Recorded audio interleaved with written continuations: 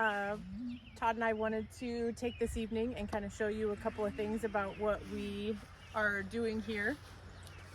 Here's Todd. I'm Todd. He's the handyman of the operation here. Yep. Makes things happen. Employee of the month, 14 years in a row. Yeah. So anyway, as you can see, we have this hedge. We've been here for 7 years now, and we got to the point where we just kept having this huge amount of baby trees that kept popping up right next to the cornfield here. We were trying to figure out a way that we could use what we have, and we wanted a hedge, we wanted a fence, but both of those options were too expensive.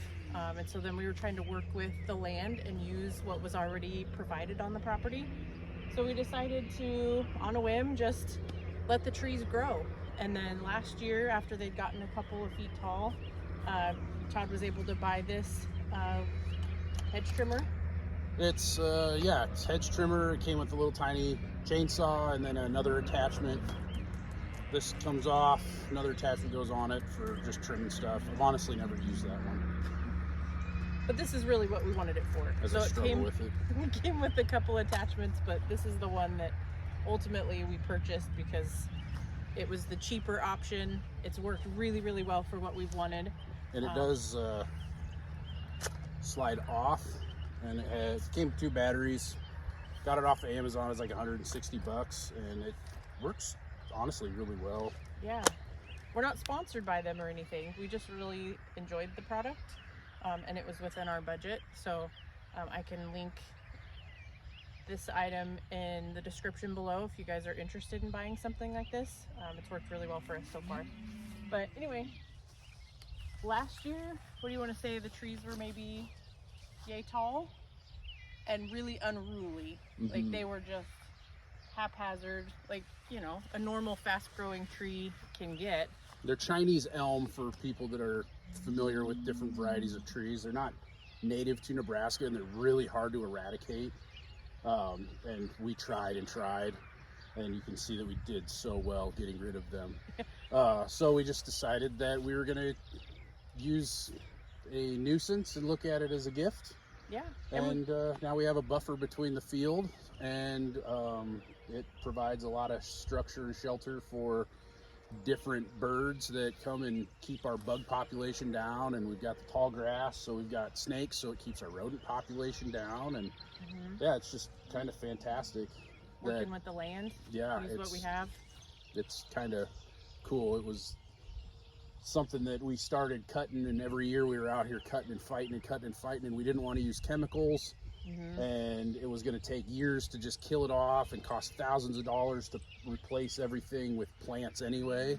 So we just did this, and it honestly, it works really, really well. And the price was, you know, it was right. It was $0. Yeah. So yeah, we just kind of cut them down.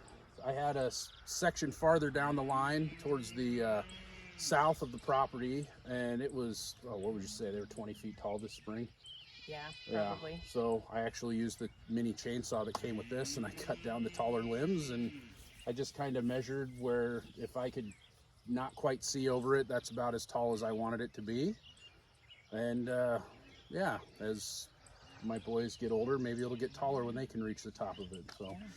It's worked really good, and it's a really good buffer. We do have fields on half of the property line that is usually sprayed with chemicals because it's a corn and then a soybean field.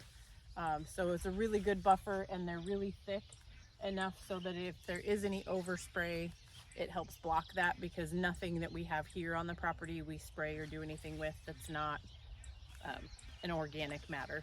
So we don't use any pesticides or chemicals or things like that. So that helps eliminate that problem. So yeah, then we can show you a little bit about how this tool works. I don't know exactly how to pronounce the brand of this. I call it a CC, if you can see that in the screen. But yeah, this is my CC saw.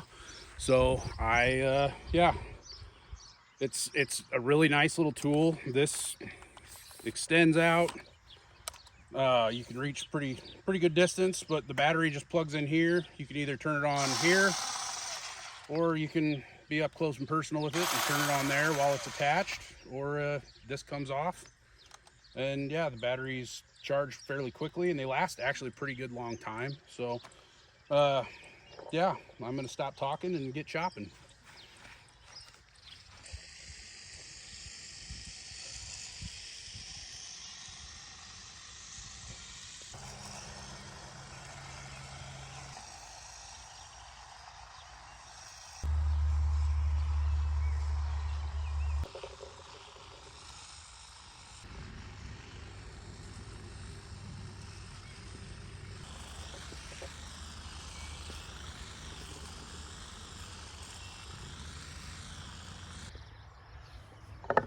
Okay, so that was about 20 minutes, maybe, I don't know, 15 minutes worth of trimming with a tool that we bought a little over a year ago to start this little project.